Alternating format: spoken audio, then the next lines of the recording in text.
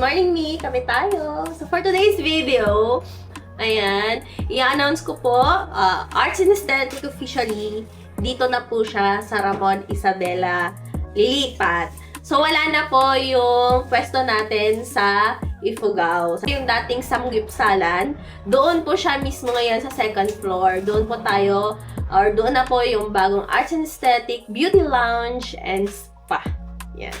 So, dito, ipa-flash ko sa inyo, ipapakita ko sa inyo yung day 1. And sorry kasi walang mga video kasi po, I accidentally deleted all the videos from day 1. And photos lang po yung meron.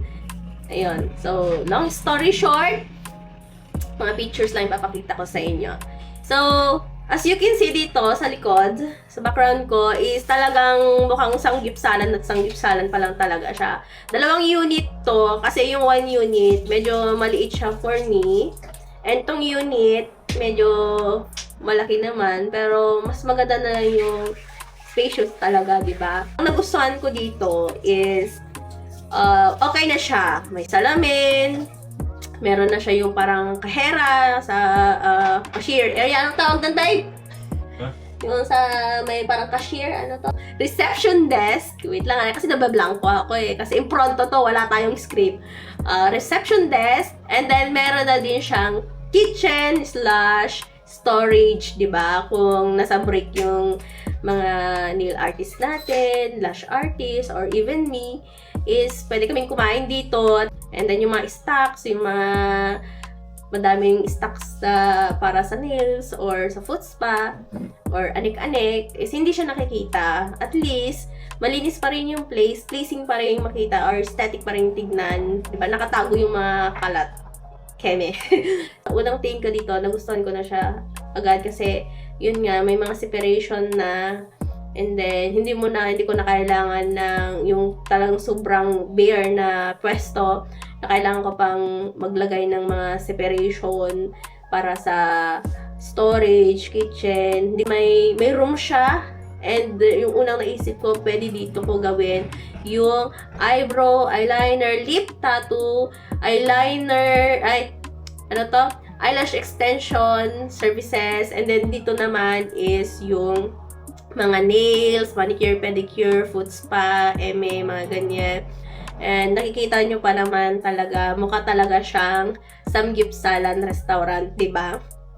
And akala ko, konti lang yung i-repair or gagawin, pero madami-dami rin pala.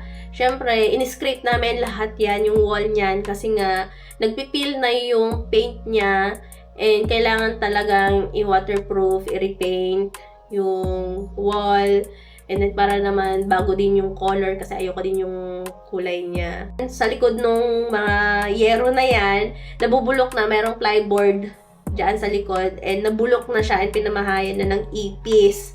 Sobrang dami. Pero natanggal na rin namin yan. Nalinis na namin yan from day 2. Ipapakita ko sa inyo yung day 2. Rin nyo na lang yung paglilinis namin. Yung mga kwan dyan, yung mga nakabang for aircon, since wala pa tayong budget for that, tatakpan muna natin yan kasi mayroon naman akong 2 electric fan.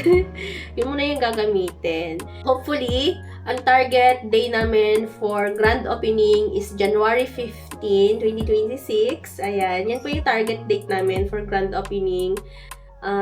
Kung gusto nyo na pong magpa-nails, manicure, pedicure, ayan, halip po kayo, punta po kayo. And meron po akong 50% discount, limited lang po, 50% discount for all SPMU services lang po. Sa gusto nyo magpa-eyebrow tattoo, eyeliner tattoo, lip tattoo, may 50% discount. Grab yung opportunity ng 50% discount. Pwede rin po kayong magpa-set ng reservation. Kailangan po lang ng down payment para may sure naman talaga na hindi lang yung pagpapareserve nyo ng slots. Tapos, kinuha nyo yung slot din naman pala kayo pupunta.